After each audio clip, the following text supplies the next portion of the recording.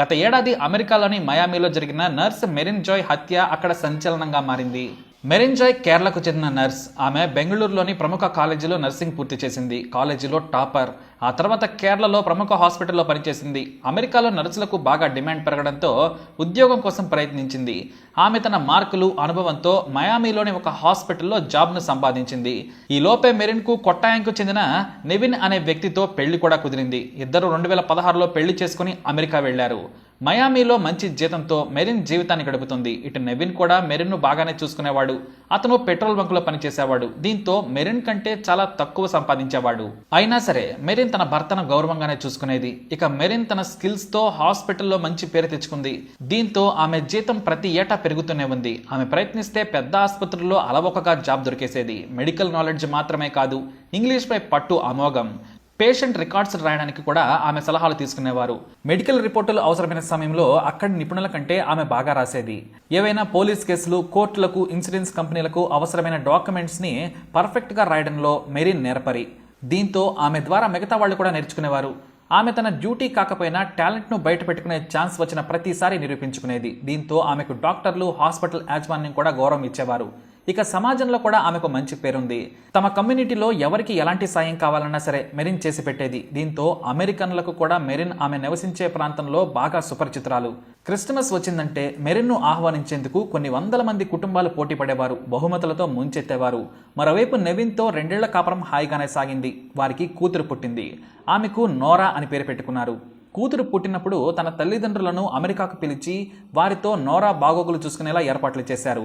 ఎక్కువ రోజులు మెరిన్ పేరెంట్స్ అమెరికాలో ఉండలేకపోవడంతో కూతురు నోరాను కూడా కేరళ పంపించేశారు. ఆ తర్వాత 6 నెలలకు మళ్లీ కొట్టాయం వెళ్లి యుఎస్కు తీసుకొచ్చుకున్నారు మెరిన్, నెవిన్. అయితే మెరిన్కు సంపాదన ఎక్కువగా ఉండటం, ఎక్కువ మంది ఆమెనే గౌరవించడం నెవిన్కు అసూయ కలిగించింది. దీంతో ఏదో ఒక చిన్న కారణంతో మెరిన్ మీద పెత్తనం చలాయించేవాడు. కానీ ఆమె మాట పడేది కాదు. ఈ క్రమంలోనే సరిగ్గా పెట్రోల్ బంకుకు డ్యూటీకి రాకపోవడంతో యాజమాన్యం తొలగించింది. ఆ తర్వాత కష్టపడి మెక్డొనాల్డ్ అవుట్లెట్లో ఉద్యోగం సంపాదించాడు నెవిన్. కానీ సంపాదన తగ్గింది. 2 ఏళ్లలోనే 3 ఉద్యోగాలు మారాడు. డ్యూటీలో నిజాయితీ లేదని వారి యాజమాన్యం ఎప్పుడూ చేవాట్లు పెట్టేది. దీంతో ఉద్యోగం సరిగ్గా చేయాలని, ఇది ఇండియా కాదు, పని చేస్తేనే బ్రతుకుతామని మెరిన్ కూడా అప్పుడప్పుడు నెవిన్కి చెప్పేది. కానీ వినేవాడు కాదు. డ్యూటీ సరిగ్గా చేయకపోవడంతో మెరిన్తో గొడవలకు దిగేవాడు. ఒక రోజున మీ అందరినీ చంపి తాను కూడా చస్తానని కత్తి తీసుకుని బెదిరించడంతో వెంటనే ఆమె 911కు ఫోన్ చేసింది. దీంతో కోరల్ స్ప్రింగ్ పోలీసులు 5 నిమిషాల్లో చేరుకొని నెవిన్ను అదుపులోకి తీసుకున్నారు. అతను నేరం చేయకపోయినా స్థానిక బెకర్ చట్టం ప్రకారం హింసాత్మక ప్రవర్తన కలిగిన వారిని నిర్బంధిస్తారు పోలీసులు.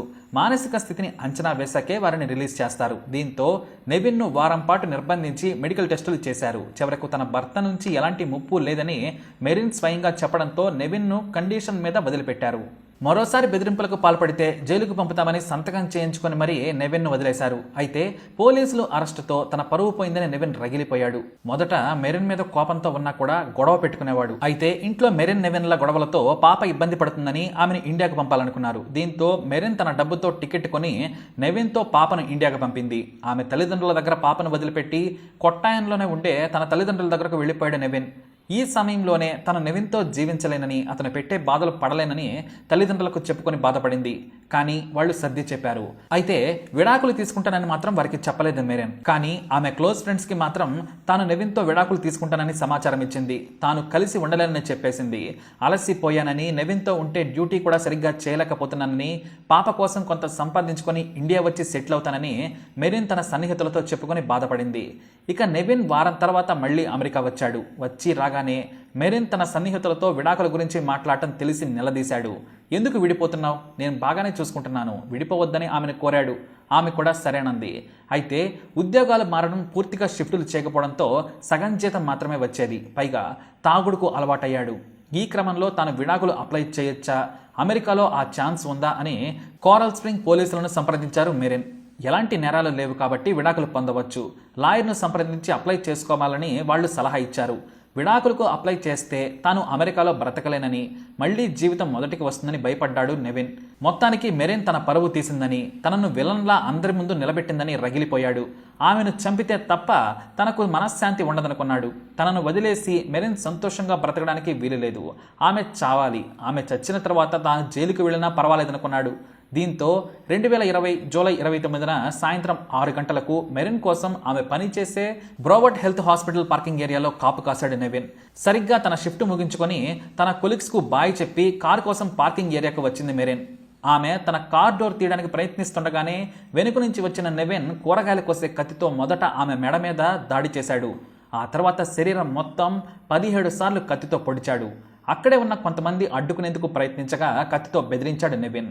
రక్తం కారుతూ ఆమె చనిపోయిందని భావించగానే తన కారులో పారిపోయాడు. అయితే కొంతమంది కార్ నెంబర్ను ఫోటోలు తీసి పోలీసులకు ఫోన్ చేశారు. వెంటనే 5 కిలోమీటర్ల దూరంలోనే నెవిన్ను చెక్ చేసి పట్టుకున్నారు కోరల్ స్ప్రింగ్ పోలీసులు.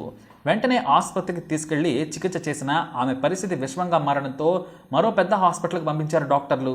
ఈలోపు పోలీసులు ఆమె దగ్గరకు చేరుకున్నారు. అయితే అంబులెన్స్లో హాస్పిటల్కి వెళ్లే క్రమంలో 2 పోలీసులు ఆమె వెంట వెళ్లారు. ఆ క్రమంలో తన భర్తే పొడిచాడని వారికి చెప్పింది. కానీ ఆసుపత్రికి చేరే లోపే మెరిన్ చనిపోయింది. తనకు విడాకులు ఇస్తానని చెప్పడం కారణంగానే హత్య చేశానని నెవిన్ కూడా పోలీసుల ముందు ఒప్పుకున్నాడు. మరోవైపు ఆమె తల్లిదండ్రులు కూతురు చనిపోయిందని తెలిసి తల్లడిల్లిపోయారు.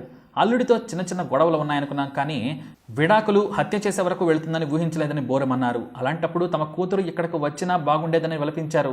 ఈ హత్య మయామీలో సంచలనంగా మారింది. కేవలం ఈగోతో మెరిన్ను హత్య చేసిన నెవిన్కు ఉరిశిక్ష పడే ఛాన్స్ ఉంది. తాను జీవితాన్ని కోల్పోయి మెరిన్ను హత్య చేసి అతను సాధించింది ఏమీ లేదు. దేశం కాని దేశంలో భారతీయుల పరువు తీయడం తప్ప.